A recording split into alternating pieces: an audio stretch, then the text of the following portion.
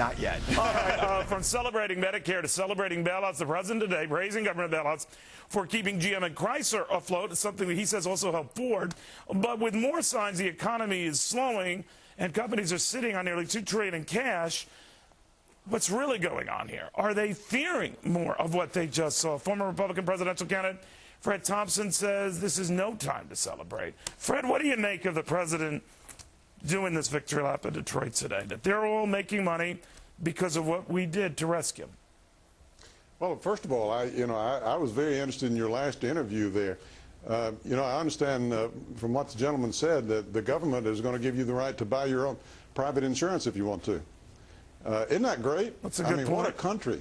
What a country. The government's going to give you the right to buy private insurance. But again, the government did good there. The government did good here. I mean, that's the argument. And I just was wondering here, not to cast aspersions on anyone, but good intentions have a way of yielding very expensive bad results.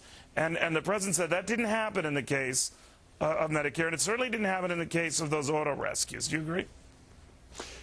No, I don't agree. We can't take stock every 30 minutes, but we can know what's happening in the longer picture. You take Medicare, for example. I mean, you put it all together, you're going to have a little victory here. You're going to have a good quarter here every now and then. But we're going broke. The GAO put out or the CBO, I should say, put out a report the other day that's just absolutely hair-raising. It says that, when the foreigners decide to pull the trigger on us, when they don't have confidence we can pay our debt off anymore, we won't have any notice. There are not any really indicators out there that can tell us that it's coming, and it is coming. Well, the president is saying that's less likely now, certainly than a year ago, certainly at the time we were rescuing a lot of these companies.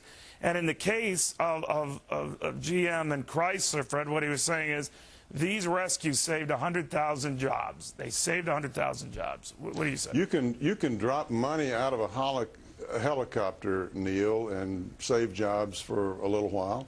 You can even make people rich if you dump enough for a little while. But we've got an economy where that apparently is teetering on a double-dip recession.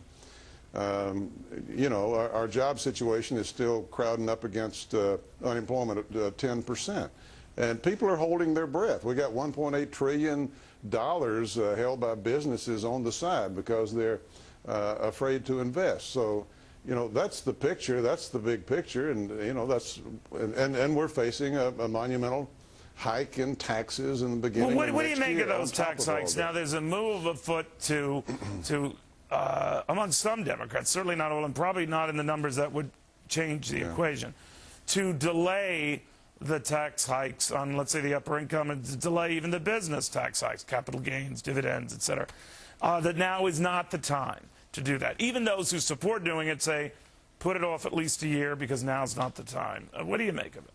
Well, of course it's not the time. I mean, you have the Democratic chairman of the Budget Committee in the Senate saying now is not the time. You have Senator Birch Bayh saying now is not the time. Ben Nelson, Ben Bernanke saying now is not the time. You have financial institutions from Europe signaling over here saying, now is not the time. So there's no question about that. People say that, we can play rich versus poor and give tax cuts to everybody except just the top few, and they deserve to pay a little bit more. But, we're really entering into a debate that's broader than just a tax cut. It's the kind of country we want to live in.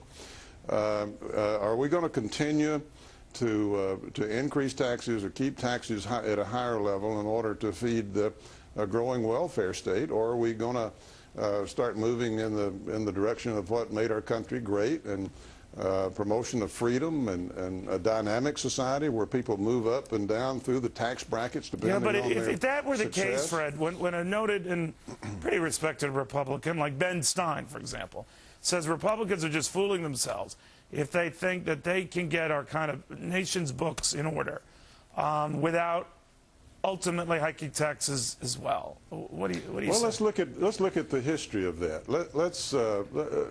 You don't reduce the deficit by raising taxes. That money, in the first place, you don't get as much money as you say you're going to get. I mean, all the statistics coming off of Capitol Hill are proven wrong. No, time you know, and actually time he agrees with that, Fred, and maybe I should be clear. He says, but every time Republicans or Democrats have talked about going after spending and waste, fraud, and abuse and all, they really haven't. In the meantime, you have to pay for the government you have, and though he's not a fan of raising taxes, he says invariably that gets to be the only way out because neither party has the guts to address the big spending. That's really the big problem. Well, you can't throw up your hand and say, well, let's raise taxes. You know, that's not going to help the problem is what I'm saying. I mean, look at Europe. Most of these European countries have higher income tax rates at the top level, about the same as we do. And on top of that, they've got what average around probably 18% value-added tax, a VAT tax on top of that. Right, right. And they're going bankrupt faster than we are. So it's a spending problem. It's not a tax problem. And if you just throw your hands up and continue to raise taxes, it might seem like a common sense reaction, but in actuality, you're continuing to feed a growing, burgeoning welfare state that is basically, you know, breaking us. And we are breaking. Thank you, sir. Good seeing you as always, Fred Thompson.